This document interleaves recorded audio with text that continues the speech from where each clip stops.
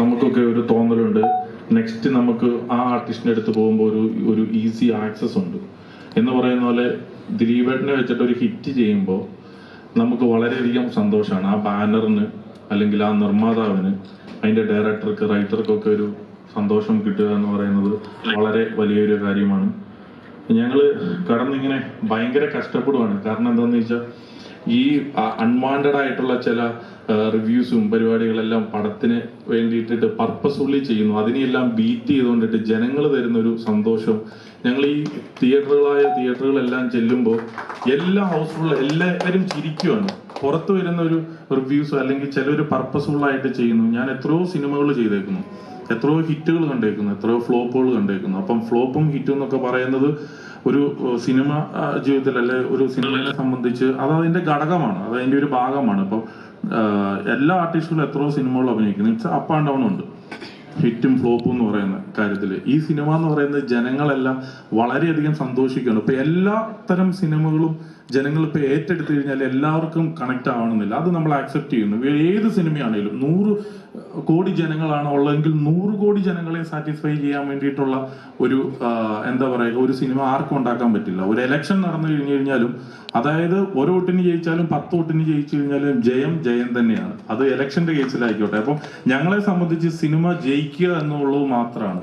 അതായത് ഒരു നല്ല സിനിമ എടുത്തു, നന്നായിട്ട് ഒരു നല്ല റിസൾട്ട് കിട്ടും, അതിന്റെ കറക്റ്റ് ആയിട്ടുള്ള ഓഡിയൻസിലേക്ക് ആ സിനിമ കൊണ്ടുപോയി എത്തിക്കുക എന്നുള്ളതാണ് ആ സിനിമയുടെ പിന്നിൽ പ്രവർത്തിക്കുന്നവരുടെ ലക്ഷ്യം. അത് അതിന്റെ നിർമ്മാതാവായിക്കോട്ടെ. ഇതൊരു ഫാമിലി സിനിമയാണെങ്കിൽ ഇത് ഫാമിലി ഓഡിയൻസിനെ വന്നിട്ട് ടാർഗറ്റ് ചെയ്യിക്കുക.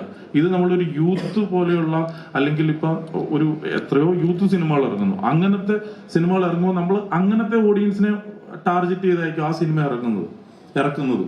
അപ്പം ഈ സിനിമ പ്രിൻസ് ആൻഡ് ഫാമിലി എന്ന് പറയുന്നത് ഇതൊരു കുടുംബ സിനിമയാണ്. കുടുംബത്തിലുള്ള ഒരു 3 അംഗ പിള്ളേരുള്ള ഒരു ഫാമിലിയുള്ള ഒരു അപ്പനമ്മ, അങ്ങനെ ഒരു ചെറു കുടുംബത്തിലുള്ള അവരുടെ കഥ പറയുന്ന സിനിമയാണ്. അപ്പം ഒരു നല്ലതായിട്ട് കുടുംബത്തെ സ്നേഹിക്കുകയും ചെറിയ കഷ്ടപ്പാടുകളും ചെറിയ സഹനങ്ങളും അങ്ങോട്ടും ഇങ്ങോട്ടും ചെറിയ പാരവെപ്പും ഒക്കെ ഉള്ള ഫാമിലികളെ സംബന്ധിച്ച് ഈ സിനിമ ഭയങ്കരമായിട്ട് കണക്ട് ആവും. അല്ലാത്തവരെ സംബന്ധിച്ച്, ഇതൊന്നും ഇല്ലാത്തവർക്ക് ഇത് എത്രത്തോളം കണക്ട് ആവുമെന്ന് എനിക്കും അറിയത്തില്ല. ഇത് ഉള്ളവരെ സംബന്ധിച്ച് ഇത് ഭയങ്കരമായിട്ട് കണക്ട് ആവുന്നു. എന്നെ സംബന്ധിച്ച് പറയുകയാണെങ്കിൽ ഈ റിവ്യൂസ് ഒക്കെ ഞാനും കാണാറുണ്ട് കേട്ടോ. അപ്പോൾ നമ്മൾ സിനിമയിൽ നിൽക്കുന്നതുകൊണ്ടിട്ട് തന്നെ കോക്ക് എന്ന് പറയുന്ന ഒരാളുടെ റിവ്യൂ ഇവൻ കണ്ടു. അതായത് നെഗറ്റീവായിട്ട് ഇട്ടു. അത് കഴിഞ്ഞപ്പം എനിക്ക് നമ്മുടെയൊക്കെ പടത്തിന് എത്രയോ പടങ്ങളിൽ നെഗറ്റീവ് റിവ്യൂസ് ഞാൻ കേട്ടിട്ടുണ്ട്, അനുഭവിച്ചിട്ടുണ്ട്. ഇട്ട് കഴിഞ്ഞപ്പോൾ ഞാൻ അദ്ദേഹത്തെ വിളിച്ചിട്ട് ചോദിച്ചു, എന്താണ് ഇങ്ങനെ ഒരു നെഗറ്റീവ് ഇടാനായിട്ട് കാരണം? അപ്പം അവൻ തന്നെ പറഞ്ഞു, എന്റെ പൊന്നുഭായി എന്നോട് പറഞ്ഞതാണ്. എന്റെ പൊന്നുഭായി, ആ തിയേറ്ററിൽ ഇരിക്കുന്നവർ മുഴുവൻ ചിരിക്കുന്നുണ്ട്, എനിക്കിത് ചിരിക്കാൻ പറ്റുന്നില്ല എന്നോട് പറഞ്ഞു. ഞാൻ പറഞ്ഞു, അതിപ്പോ എന്താണ് പ്രശ്നം? അപ്പൊ ഞാൻ ഈ പുള്ളിയുടെ ഇന്റർവ്യൂകൾ കുറച്ച് പ്രാവശ്യം കണ്ടു. ഇത് എന്തിനാ ഡീറ്റെയിൽ ആയിട്ട് പറയുന്നതെന്ന് പറഞ്ഞു കഴിഞ്ഞാല്, ഈ പുള്ളിയുടെ ഇന്റർവ്യൂവിൽ പുള്ളി പറയുന്നുണ്ട്, ഞാൻ അവിടെ നാട്ടിൽ പാതിരാത്രിക്ക് ചെല്ലാറുള്ളൂ, ഞാൻ അവിടെ നാട്ടുകാരായിട്ട് യാതൊരു ബന്ധവുമില്ല, എനിക്ക് അവിടെ ഉള്ള നാട്ടുകാരുമായിട്ട് യാതൊരു പരിചയമൊന്നുമില്ല. അപ്പൊ അതുകൊണ്ടിട്ട് അങ്ങനെയുള്ളൊരു സൊസൈറ്റിക്കുള്ളിൽ ജീവിക്കുന്ന പുള്ളിയുടെ ഒരു വേറിട്ടൊരു ലൈഫുണ്ട്. അപ്പോ അങ്ങനെയുള്ള ഒരാൾക്ക് ഇത് എത്രത്തോളം കണക്ട് ആവണം എന്നില്ല. പക്ഷെ പുള്ളി ഇപ്പൊ ഈ ഒരു റിവ്യൂ ചെയ്ത് കഴിഞ്ഞപ്പോ ഞാൻ ഇത് സംസാരിച്ച് ചോദിച്ചു കഴിഞ്ഞപ്പോ പുള്ളി പറഞ്ഞു, ഞാനിപ്പോ അങ്ങനെ പറഞ്ഞാൽ എന്താ, ഇപ്പൊ നിങ്ങൾക്ക് സന്തോഷമായില്ലേ? ഇപ്പൊ ഏതായാലും ഞാൻ പറയുന്നത് തന്നെയല്ലോ ശരി. ഇപ്പൊ ജനങ്ങളെല്ലാരും എന്നെ ഇപ്പൊ തിരിച്ചു തെറി പറയുന്നുണ്ടല്ലോ. അപ്പൊ അത് തന്നെ എന്താന്ന് വെച്ചാൽ എന്റെ റിവ്യൂ ചിലപ്പോ കണക്ട് ആവും, ചിലപ്പോ അപ്പൊ പുള്ളി തന്നെ പറയാണ് എന്റെ തന്നെ റിവ്യൂ ചിലപ്പോ കണക്ട് ആവാതെ ഇരിക്കും എന്നുള്ളത്.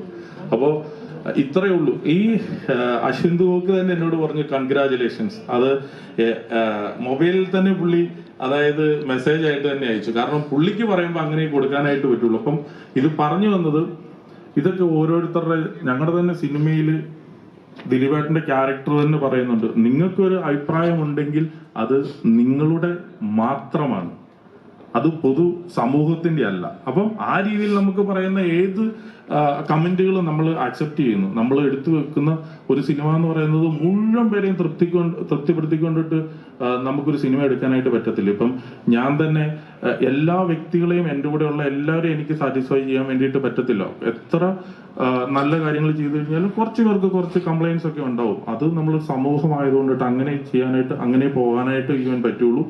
ഈ സിനിമ തിയേറ്ററുകാരുടെ തുറന്നു പറച്ചിലില് ഞങ്ങൾക്ക് ദിലീപിനെ തിരിച്ചു കൊണ്ടുവന്നു. അപ്പൊ തിരിച്ചു കൊണ്ടുവന്നു പറഞ്ഞാൽ പുള്ളി എങ്ങോട്ട് ഓടിപ്പോയത് കൊണ്ടിട്ടല്ല, ഒരിപ്പം മമ്മൂക്കയ്ക്ക് ന്യൂഡൽഹി കിട്ടിയതുപോലെ, രജനീകാന്തിന് ജയിലർ കിട്ടിയതുപോലെ, അല്ലെങ്കിൽ ഏത് സിനിമയും ഓരോരുത്തർക്കും ഓരോ സിനിമകളുണ്ട്. അപ്പൊ ഒരു കണ്ടിന്യൂസ് ഫ്ലോപ്പ് ഇവൻ കൊടുക്കുന്ന ഒരു 4-5 സിനിമകൾ അടുപ്പിച്ച് ഫ്ലോപ്പ് കൊടുക്കുന്ന ഹീറോസ് നമ്മുടെ എല്ലാ ഇൻഡസ്ട്രിയിലും ഉണ്ട്. ഏത് ഇൻഡസ്ട്രിയിലും നിനക്ക് വരുന്നുണ്ട്. അപ്പൊ അങ്ങനെയൊക്കെ ഉണ്ട്. അപ്പൊ ആ ഇടയിലേക്ക് ഞങ്ങളുടെ എല്ലാം ഒരു വലിയ പ്രയത്നം ഈ സിനിമയുടെ പിന്നിലുണ്ട്. അപ്പോ സിനിമ വിജയിക്കുക, ആളുകൾ അത് എന്റർടൈൻ ചെയ്യുക, ചിരിക്കുക എന്നൊക്കെ പറയുന്നത്, ചിരിപ്പിക്കുക എന്നൊക്കെ പറയുന്നത് ഏറ്റവും ടഫുള്ള ഒരു കാര്യമാണ്. ഏതായാലും ആ സിനിമയ്ക്ക് സംഭവിച്ചിട്ടുണ്ട്. ഒരു പുതിയ നായിക അതിന്റെ ബെസ്റ്റ് ആയിട്ട് ഔട്ട്പുട്ട് കൊടുത്തിട്ടുണ്ട്. അപ്പൊ അതുപോലെ തന്നെ ഇതിന്റെ സോങ്സ് ആയിക്കോട്ടെ, റീ റെക്കോർഡിംഗ് ആയിക്കോട്ടെ, എല്ലാ കാര്യത്തിലും ഞങ്ങൾ വളരെയധികം സന്തോഷത്തിലാണ്. പിന്നെ ഞങ്ങൾ ഈ സിനിമ പ്രേക്ഷകരുടെ ഉള്ളിലേക്ക് എത്തിക്കുമ്പോൾ കുറെ അധികം കഷ്ടപ്പെടേണ്ടതായിട്ട് വരുന്നുണ്ട്. ഞങ്ങളുടെ ഇപ്പൊ ഇത്രയും സിനിമകൾ ചെയ്തിട്ട് എടുക്കേണ്ടാത്ത കഷ്ടപ്പാട് ഈ സിനിമയ്ക്ക് എടുക്കേണ്ടതായിട്ട് വന്നു എന്നുള്ളത് ഒഴിച്ചാൽ ബാക്കി ഈ സിനിമ ഞങ്ങൾക്ക് അത്രയും മനോഹരമായിട്ടാണ് ഇതിന്റെ റിസൾട്ട് തരുന്നത്. ഞാൻ എല്ലാവരോടും ഈ സിനിമയെ സ്നേഹിച്ച, ഈ സിനിമയെ കണ്ടിട്ട് അഭിപ്രായങ്ങൾ ഫേസ്ബുക്കിൽ ഇട്ട, കമന്റ് ഇട്ട, ഇൻസ്റ്റഗ്രാമിൽ ഇട്ട എല്ലാവരോടും എന്റെ പേരിലും ഞങ്ങളുടെ ടീമിന്റെ പേരിലുള്ള നന്ദി ഇപ്പം പറയുന്നു. അതുപോലെ തന്നെ ഈ സിനിമയൊക്കെ തുടങ്ങുമ്പോൾ നമ്മൾ പൈസയൊക്കെ കടമൊക്കെ എടുത്തിട്ടൊക്കെയാണ് തുടങ്ങുന്നത്. അപ്പൊ അതുകൊണ്ടിട്ട് അവർക്കത് തിരിച്ചു കിട്ടുന്നതിൻ്റെ ഉള്ള സന്തോഷമുണ്ട്. സോ എല്ലാവരുടെയും പേരിൽ ഒരിക്കൽ കൂടി നന്ദി അറിയിക്കുകയാണ്. Thank you so much.